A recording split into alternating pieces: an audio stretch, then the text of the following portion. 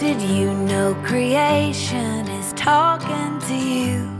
Wherever you go and whatever you do, the earth will keep giving you clue after clue, so you won't forget to remember.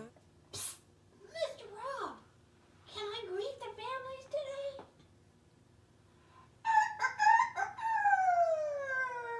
Good morning, LBC Kids. Yes, good morning, everyone. Yes, we are so glad to be with you again today. Did you know that there will only be one more week of LBC Kids? What?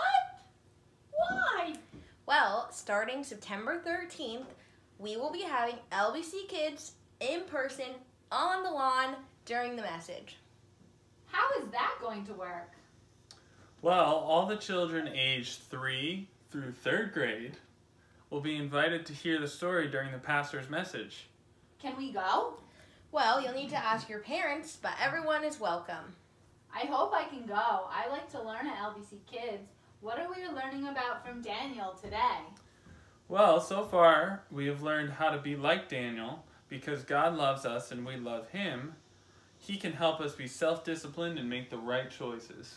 We also learned that he can help us to have courage to do the right thing like Daniel's 3 friends. And last week, we learned about being or having humility from Mr. Pete. Good job remembering, Rusty.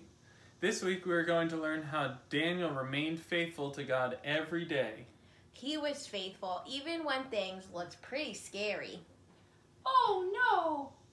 What's going to happen? I don't think I can watch. Can I give him a hint? Sure, Priscilla, just don't scare Rusty too much.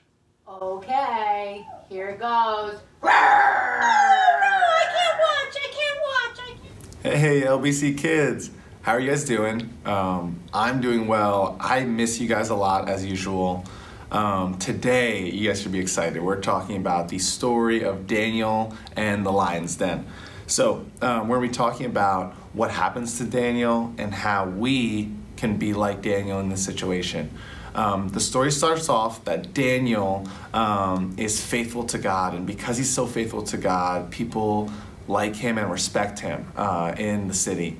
And so he raises in stature or position, so he gets like promotions. He gets to become higher spots in the government, and some people don't like that. They're not happy that Daniel, somebody who's not from their town, is becoming so powerful. And so they try to figure out a way to stop him from being in this position of power. So then they ask the king to create a law that would require or make everyone worship just the king and not anyone else. No worshiping God at all, no praying to any god that isn't the king or the king's gods.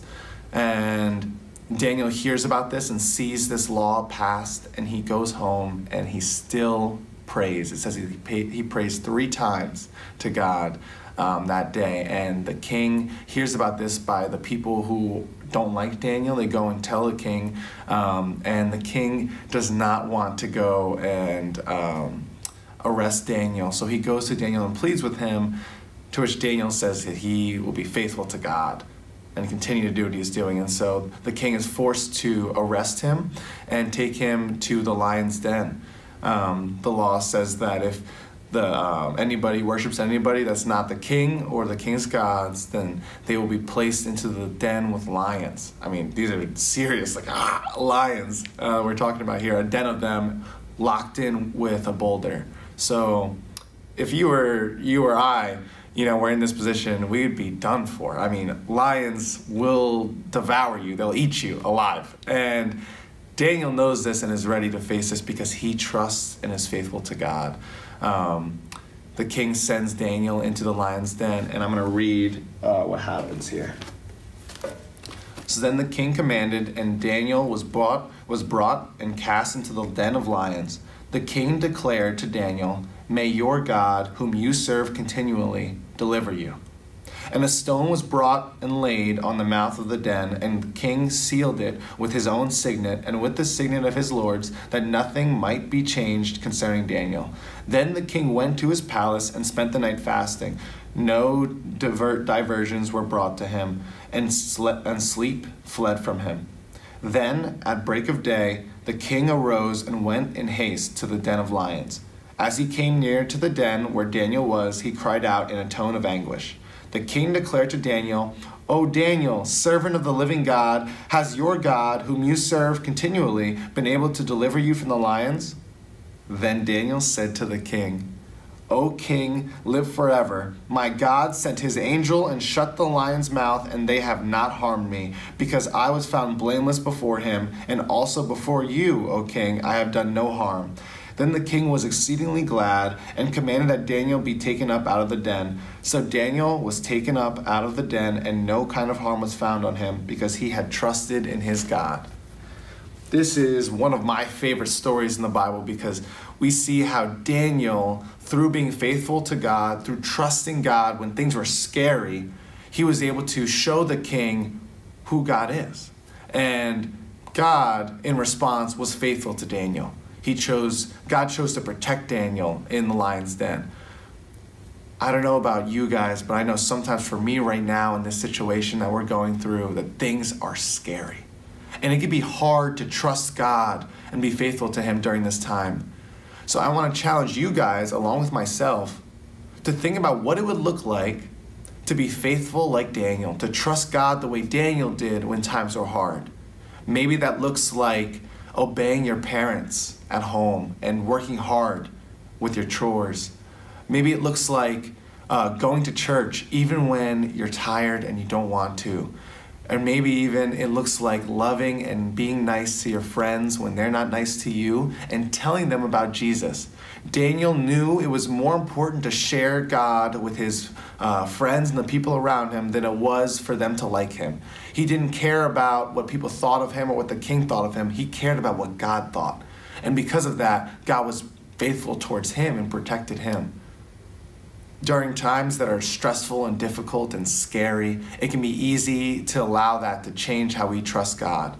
But we have to always look back to what God says in his word and see what God has done always, because God has never failed us. He's never left us. He is always faithful. So what does it look like for you this week to be faithful to God and trust him?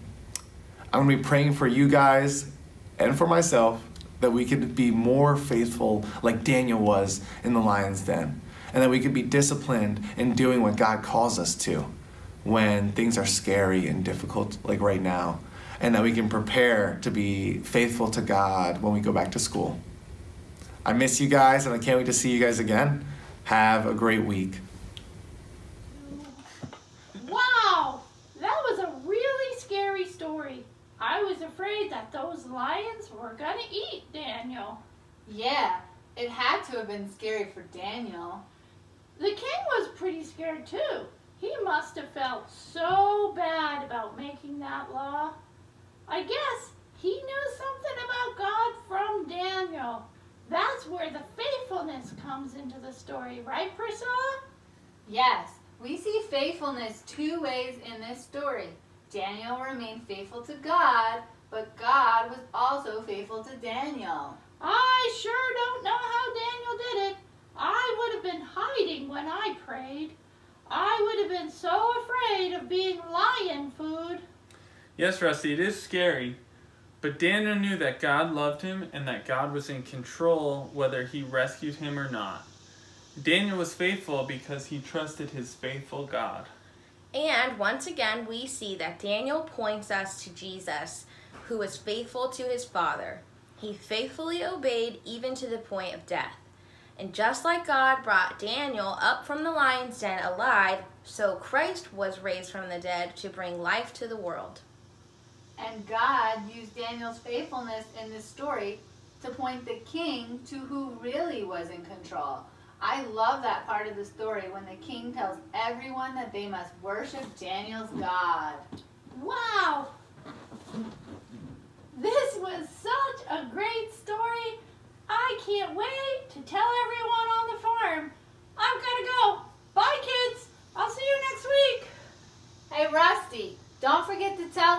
about Jesus. Can I come too?